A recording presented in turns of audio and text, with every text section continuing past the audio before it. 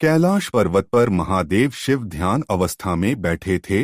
चारों ओर हिमालय की सुंदरता फैली हुई थी। एक दिव्य आभा ने वातावरण को आलोकित कर रखा था। इस शांत और पवित्र स्थान पर माता पार्वती ने महादेव से प्रश्न किया, हे प्रभु, हमें नारी के आचरण और उसके प्रभाव के बारे में बताइए। महादेव ने अपनी ध्यान अवस्था से उठकर माता पार्वती की ओर देखा और मुस्कुराते हुए बोले, हे देवी, नारी के आचरण और उसकी गरिमा का महत्व अपार है। यह एक गूढ़ विषय है जिसमें अनेक रहस्य छिपे हैं। आज मैं तुम्हें एक प्राचीन कथा सुनाता हूँ जो नारी जीवन के इस पहलू को विस्तार से समझ जाएगी। यह कथा एक प्राचीन राज्य की है जिसका नाम था सुवर्णपुरी। इस राज्य के राजा थे राजा चंद्रकेतु, जो अपनी प्रजा के प्रति अत्यंत संवेदनशील और न्यायप्रिय थे। उनके शासनकाल में राज्य में सुख, शांति और समृद्धि थी। रानी सुरेखा अपनी सुंदरता और धैर्य के लिए प्रसिद्ध थी। राजा और रानी का जीवन आदर्श और प्रेरणादायक था। राजा चंद्रकेतु और रानी सुरेखा की एक पुत्री थी जिसका नाम था प्रिया। प्रिया अपनी सुंदरता, बुद्धिमत्ता और संस्कारों के लिए प्रसिद्ध थी। वह राज्य की सबसे आदरणीय और प्रिय महिला थी। प्रिया का विवाह एक साहसी और बुद्धिमान योद्धा युवराज अर्जुन के साथ हुआ था। अर्जुन अपनी वीरता और निष्ठा के लिए जाने जाते थे। एक दिन प्रिया ने अपनी सखियों के साथ बाग में घूमने का निर्णय लिया। उन्होंने रंग बिरंगे फूलों से सजी एक सुंदर साड़ी पहनी, लेकिन उसने अपनी साड़ी को नाभि के नीचे बांधा। इस बात का ध्यान किसी ने नहीं दिया, लेकिन यह छोटी सी बात विधाता को अप्रिय लगी। बाग में चलते चलते प्रिया ने देखा कि एक वृद्ध महिला मार्गदर्शन के लिए खड़ी है। वृद्धा ने प्रिया को देखा और कहा, हे राजकुमारी, तुम्हारी सुंदरता अद्वितीय है, परंतु तुम्हारा यह आचरण विधाता को अप्रिय है। नाभि से नीचे साड़ी बांधना एक पवित्रता की निशानी नहीं है।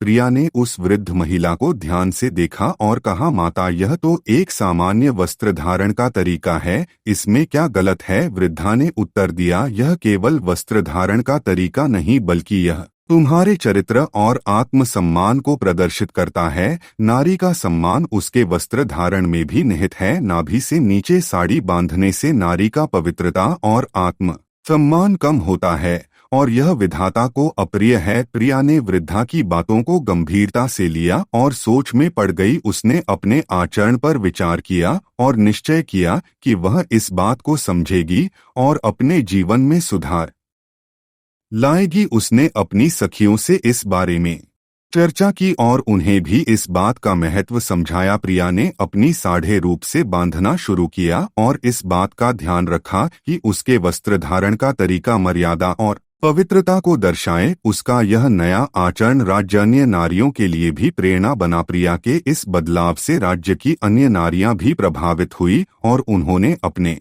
वस्त्र धारण के तरीके में सुधार लाया। राज्य में एक नई पवित्रता और गरिमा की लहर दौड़ पड़ी। राजा चंद्रकेतु और रानी सुरेखा ने भी प्रिया के इस परिवर्तन की सराहना की और राज्य में इसकी प्रशंसा की। युवराज अर्जुन ने प्रिया के इस कदम की सराहना की और उसे अपनी निष्ठा और सम्मान से नवाजा। राज्य में यह संदेश फैल गया कि नारी का वस्त्र धारण उसके आत्मसम्मान और पवित्रता का प्रतीक है। महादेव शिव ने कथा समाप्त की और माता पार्वती से कहा, हे पार्वती, नारी का आचरण और उसके वस्त्र धारण का तरीका केवल उसका निजी मामला नहीं होता, बल्कि यह समाज में उसकी स्थिति और उसके आत्मसम्मान को दर्शाता है। नारी का पवित्रता और गरिमा बनाए रखना अत्यंत महत्वपूर्ण है। नाभि से नीचे साड़ी बांधने वाली औरतों से विधाता रुष्ट होते हैं और वे पाप की भागीदारी होती हैं। माता पार्वती ने महादेव के इस उपदेश को ध्यान से सुना और उसे आत्मसात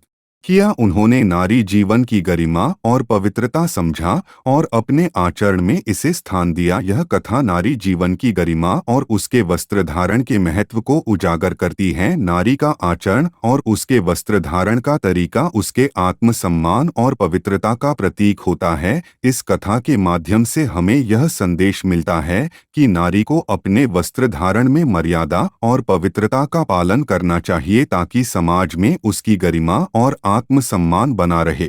महादेव शिव और माता पार्वती के इस संवाद ने नारी जीवन की गरिमा और पवित्रता को एक नए दृष्टिकोण से समझने का अवसर दिया है। यह कथा हमें यह सिखाती है कि नारी का वस्त्र धारण केवल एक सामाजिक नियम नहीं बल्कि उसके आत्मसम्मान और पवित्रता का प्रतीक है।